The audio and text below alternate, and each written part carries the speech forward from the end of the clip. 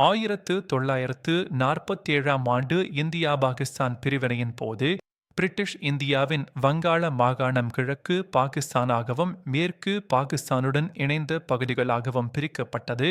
இந்த புவியியல் மாற்றம் இந்தியாவின் தேசிய வரைபடத்தை முழுமையாக மாற்றியது. கிழக்கு பாகிஸ்தான் இந்தியாவின் கிழக்கு பகுதியில் வங்கதேசத்தின் தற்போதைய இடத்தில் அமைந்திருந்தது.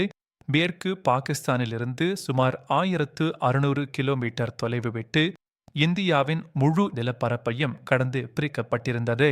இந்த புவியியல் பிரிவினை கிழக்கு பாகிஸ்தானின் பெங்காலி மொழி, கலாச்சாரம், ஈரமான வானிலை ஆகியவற்றுடன் மேற்கு பாகிஸ்தானின் உர்து மொழி, வறண்ட நிலப்பரப்பு ஆகிய வேறுபாடுகளுடன் சேர்ந்து இரு பகுதிகளுக்கும் இடையே பெரும் அரசியல் மற்றும் சமூக பதட்டங்களை உருவாக்கியது.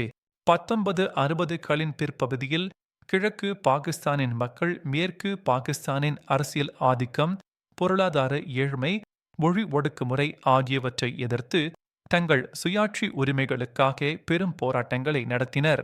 1971ஆம் ஆண்டு மார்ச் மாதத்தில் தொடங்கிய இந்த பகட்டங்கள் ஷேக் முஜிபுர் ரஹ்மானின் நேதృత్வத்தில் பங்களாதேஷ் விடுதலை போராக வெடித்தன. இதில் இந்தியா முக்கியமான இராணுவ மற்றும் அரசியல் ஆதரவை வழங்கியது. இந்தியா கிழக்கு பாகிஸ்தானின் முக்தி பினி விடுதலை இயக்கத்திற்கு இராணுவ பயிற்சி, ஆயுதங்கள் மற்றும் அளவுக்கு அப்பாற்பட்ட பதுகப்புலம் ஆதரவளித்தது.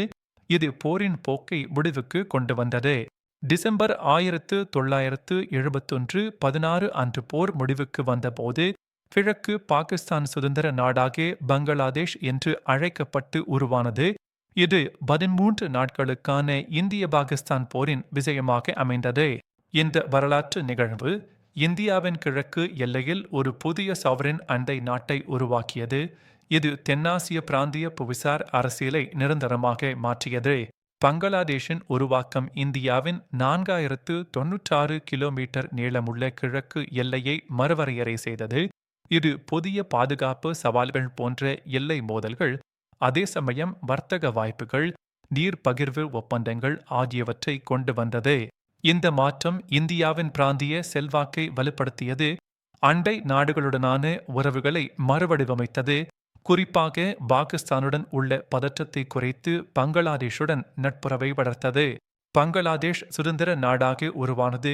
இந்தியாவின் கிழக்கு அண்டை நாடுகளான மியான்மர், பூமி ஆகியவற்றுடனான உறவுகளில் ஒரு புதிய அத்தியாயத்தை தொடங்கியது.